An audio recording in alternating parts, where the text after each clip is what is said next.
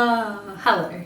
As I will always do on these videos, because maybe someone outside of my 53 subscribers will watch this and want to know, who is she? Who am I? My name is Maria.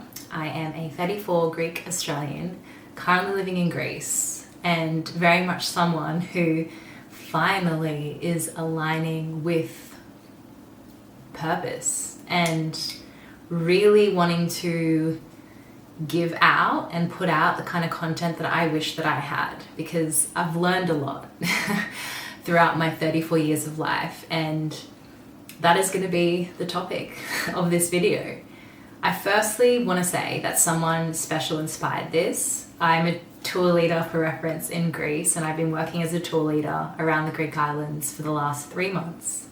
So I get the privilege and pleasure of getting to know an intimate group of people over 8 to 9 days. And I just finished a trip and I met a 23-year-old girl from Austria, and within her and in the conversations that we had, I just felt such a kinship in terms of her experience and how it's so very much aligned with everything that I've experienced or had experienced in my 20s.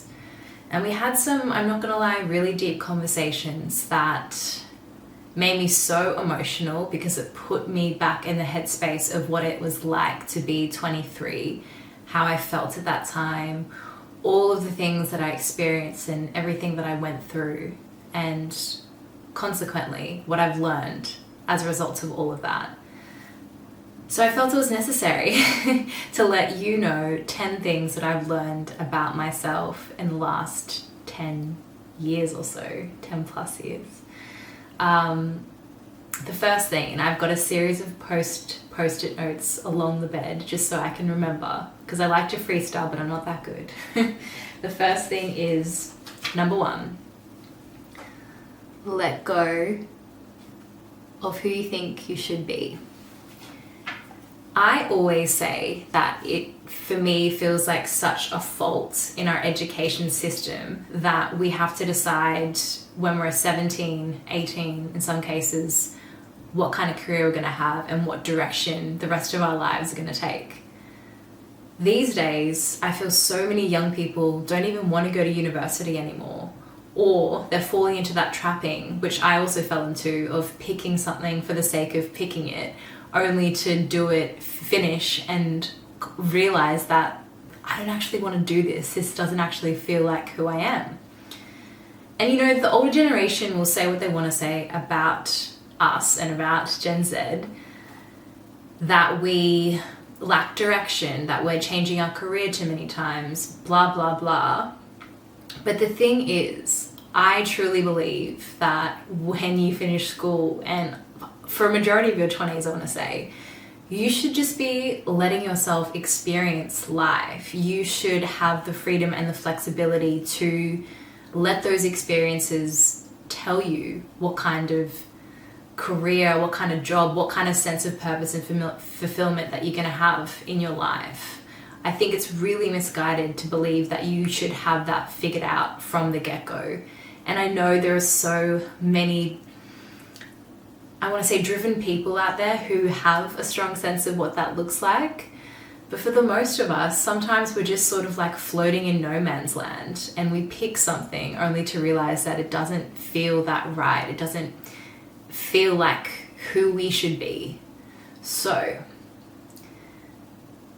if I could tell myself anything at 23, it would be: release expectations of your family and of society. It doesn't matter what you think you should be doing from their standpoint, number 1. I would also say, listen less to the opinions of other people and just experiment, be playful, try different things. Like this is the peak time in your life to try hobbies and to do things for the sake of them, even if it doesn't completely line up in a very linear way. That's the biggest thing I want to say, because so much of our decision making sometimes when we're that age is, oh, it has to lead to this, which then has to lead to that. We're so focused on planning and having a plan, but I say let go of the plan. And on that note, let go of who you think you should be. Be who you want to be. Even though you might not know that, let it develop, because I promise you will build those building blocks slowly but surely, and you'll get a better idea as time goes on. Number 2. Eat the pasta, eat the bread, eat the gelato. So, I distinctly remember being in my early 20s, being in Europe, being in Greece, and having such a rigid outlook when it came to diet and to how I experienced pleasure in my day-to-day, because I was so focused on being perfect and being together and having my body look a certain way. It influenced what I ate when I sat down. I wanted to eat the pasta that my friend was eating. I wanted to enjoy the bread basket that my friends were having. But I had learned through my eating disorder that I had to have a certain amount of control and discipline when it came to my food. And because of that, I almost felt like, I don't know, it made me somewhat, I don't want to say better, but to have that sense of discipline, to say no to all these delicious foods. I, at the time, thought it was a good thing. I thought it meant that I had a sense of like restraint. And what I very much found is that food is life. Like, that is part of the reason why you travel. It's to experience things. It's to just like let go and go with the flow and not feel like you have to eat clean all the time. I have to say, and my eating disorder could be a whole video in and of itself, but it's taken me a really long time. I still find myself tracking what I'm eating, and I do have to remind myself to let go, and that it's okay to have a few glasses of wine. It's okay to have pizza and pasta in the same day. When it comes down to it, you're going to be so thankful that you had those extra bites and that you had the gelato when you were still feeling a bit full, rather than saying no to it, you know, because you'd probably regret that more than you would going for it instead. So I say go for it. Eat what you want to eat. You have, when you go home, you can get into your routine. You can, if eating clean makes you feel good, then do it. But when you have the opportunity, please take a bite of your friend's food. Try all the things. Just don't, as I did, let that feeling of control and perfectionism take over, because it is not what life is truly about. Life is for living, LIVIN. It is for getting to experience pleasure and joy in every sense of the word. So eat all the things. Number 3, let your purpose grow with you. So I always thought, and this kind of links to the first one, I always believed that purpose was something that you could find in a job. I thought just by visiting my career counselor's office that he would feed me my purpose in a nutshell and say, this is what you should do, this is what you're going to study, this is going to be your career, and life will just happen. You'll feel fulfilled naturally because of doing these set things and following a set plan. My purpose has changed so much, and I think, again, the biggest trappings we can personally fall into as people, as a young person in their 20s, is that you think that your purpose has to be in your 9 to 5 or in the way that you make a living. I have tried so many different jobs, so many. I can't even begin to tell you how many different jobs that I've tried. It used to be such a sore point and a point of contention, because I thought to myself, I seem so fickle. I seem, like nothing sticks. I always do a job for a certain amount of time and then kind of get itchy feet and I want to try something else. Like, why do I never feel completely satisfied within those roles that I've had? What I have come to find, and what I will tell you, is that your purpose is how you come forth in your day-to-day. It doesn't matter what job you do. It is, though, however, very much in how you put yourself forward into the world. And so in the simplest of ways, for me, purpose is how I make other people feel. It's when I'm on these trips, it's the conversations that I have one-on-one, it's the things that I can pass on to other people. It's just how my energy can maybe make someone else feel better. Granted, I can't put that in a LinkedIn profile, you know? That doesn't come together in a succinct way.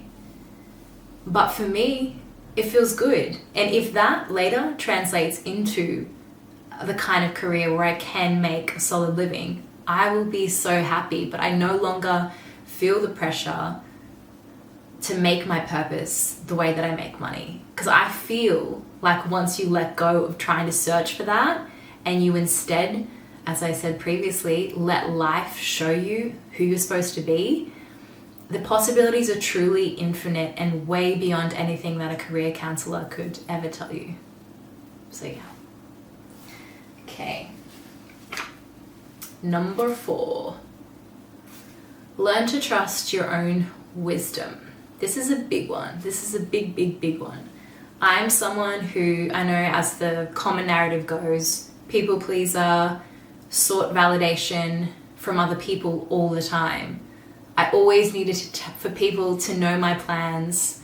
I always needed to bounce my thoughts and ideas off of people before I ever begun doing anything, just so I could feel like I was headed in the right direction.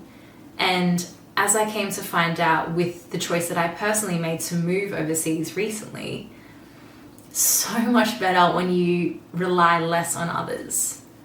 They often say that your intuition is the quietest part of yourself, and for that reason, I'm so sure it's why we don't learn in to properly tune in, because we think that it has to be this loud, resounding source of wisdom, and it's why it's so much easier to then ask other people for advice all the time, because it's immediate, it's instant, we're getting that feedback straight away. But to tune inside, to listen to ourselves, is something that takes time. You have to learn how to cultivate it slowly. You have to sit with yourself sometimes, whether that's in meditation or whatever form of groundedness you find good for you. It's those things that make it so much easier to then discern when you have a decision to make, if it feels good or if it just simply doesn't. That's how I can personally describe listening to yourself and tuning into intuition in the best way. It's just allowing yourself to be your own best advice giver. Ask for advice when you need it, don't take me wrong. Ask your parents, ask the people closest to you, because they are a valuable source of guidance. But first and foremost, ask and listen to yourself, because I just don't ever think you can lead yourself astray. Yeah.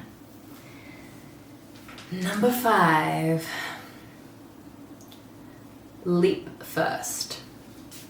I know you might think it's reckless to say, but from experience, doing something first, even before the idea cements itself and before you have all the answers, oftentimes I believe is the way to go about it, especially if you're in your 20s. You have the freedom, you have the flexibility to make mistakes. Granted, I'm in my 30s and I'm probably still going to make mistakes, beyond my 30s even. But in your 20s, sometimes we have this false sense of expectation on ourselves that we have to always make the right decisions.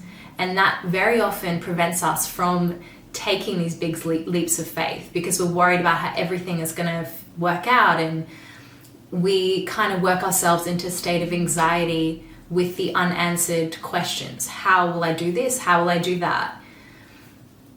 So what I can speak to with my experience of moving here is that I sat on this for so many years.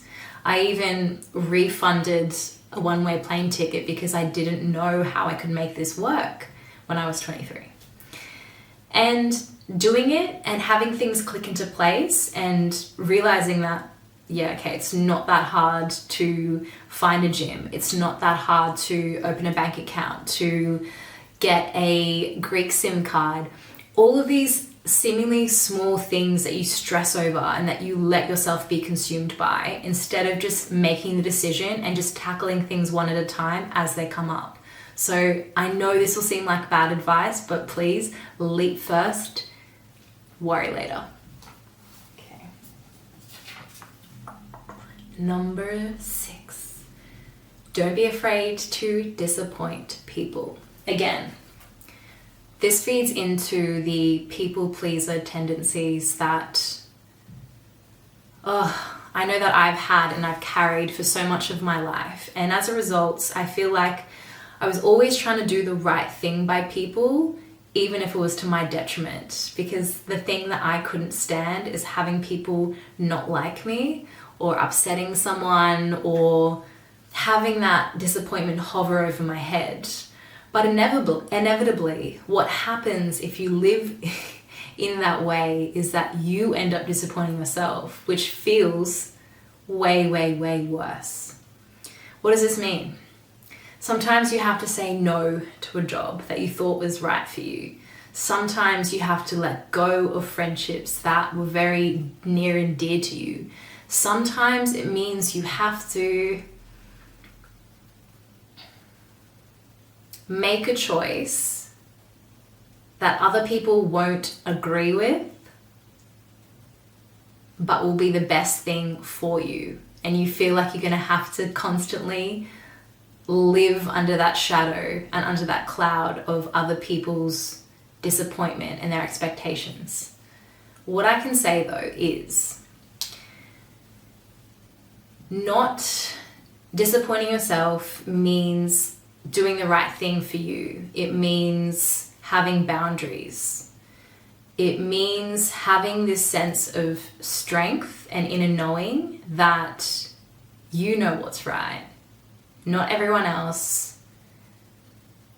And just trust me, when you realize that you get over that pang you get, that like uneasiness of letting people down, and you see the bigger purpose in doing what is better for you, as much as it sucks and as much as it takes time to be okay with that, you realize how much better off you are for it, and you realize how much better off other people can sometimes be for it. You don't want to be in a job that you don't like, that doesn't serve anyone. You don't want to be in a relationship that doesn't feel good, because that, again, doesn't serve either of you. So sometimes you have to make the hard calls, even if not everyone understands it. I've lost friendships. I've said goodbye to jobs that sounded really good on paper, but ultimately didn't fulfill me. And by doing those things, I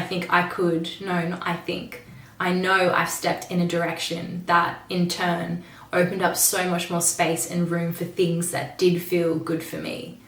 It doesn't make you a bad person. On the contrary, I think having integrity is doing what's right for you in the long run. So please, just know that it's okay if you sometimes disappoint people, as much as it sucks and as much as it's going to take time to let that be okay. Yeah. Let love in. I don't know if it's a necessary process in your 20s whereby you have to go through the shitty moments, you have to experience the bad relationships to then be able to better appreciate when something amazing comes into your life.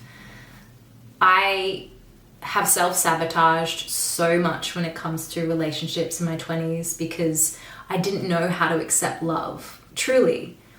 I just didn't like myself, to put it pretty bluntly. I was insecure, I needed validation, I was going through all of these things that made it very hard for other people to give love to me and for me to be able to in turn accept that. So while I know we have to go through the things that we go through as a form of contrast, I also just want to say that it's okay to let people love you, to let people care for you. It might just feel a little uncomfortable at first, as it always does when you're vulnerable, but you deserve it. We all regardless of who you are and what you've gone through, like, you deserve love. And it is such a great shame to feel like you need to be a fully formed human, free from flaws, to be able to do that. So please let love in. It's worth it. It's so, so worth it. Okay, my next one. Live boldly, but do it quietly. What do I mean by that? I mean that sometimes we use social media as a way, yes, to document memories and to show friends and family what we're up to. But sometimes I think we still do it to validate our lives to other people. And sometimes I find I really admire the people who go on to live in all these different countries. They've done these crazy things, and maybe they'll post like 2 things a year, and you'll see this like huge time lapse, and you'll be like, what? Like, they got married, they did this, I didn't even know that they were dating someone. Like, I didn't even know they were living overseas. Why I love it is because they're just living their lives. You can tell that those kinds of people don't need for other people to validate them in some ways. They just do what feels good for them. And what I can say is, I know we all use social media very differently. And if you post because it makes you feel good, who am I to say don't do that? But I just, with age, have realized that there is something really special that comes with keeping things private and keeping things to myself. I often go back and forth with putting my profile on Instagram on public and private. It's not because I think that there are all these people stalking me. It's just because there's a kind of sacredness that I find comes with age and of living your life privately that I really like, and that feels good. And I suppose in essence that's what it comes down to. But if I could give other people advice, it would be to not feel pressured to update people online, and instead just to do what feels good for you and to make these big choices and to see how it feels to not have to tell people all the time. So yeah, live boldly, like travel overseas, get into a relationship if you want, start a business, whatever it is, but maybe we just don't need to bring everyone else into that energy. I don't know, maybe controversial, but that's just personally what I believe. All right, number 9, don't be afraid to stand out. Huge one. I'm a Leo. I know that's a very Leo thing to say, but I'm telling you this because a Leo, in essence, in their truest nature, I want to say, we're supposed to be performers. We're supposed to be very, look at me, like center of attention vibes. I have always been the complete opposite. Despite posting videos every now and then, it's taken me a long time to feel okay putting myself out there. And a big part of that stems from this fear of being seen, which I'm constantly unraveling and trying to get to the bottom of. What I now know to be true is that it is okay to take up space, and it is okay to be seen. And one step ahead of that, it's okay to stand out. You know, I always thought that if I was too confident, if I was too this or that, then it would make other people feel uncomfortable. Being overseas, especially being in Greece, where I feel like you kind of have to bring this energy, if I'm not gonna lie, I have realized that there is nothing wrong with being comfortable in who you are and knowing what it is that you bring to the table. It doesn't make you arrogant whatsoever, because everything is in how you carry yourself. So I know that for me to be able to bring forward the things that I want to in the world, I have to be okay standing in my power. That's the only way that I'm going to be able to fulfill this personal mission that I have. And a big part of that is standing out. So this Leo is coming back to her roots.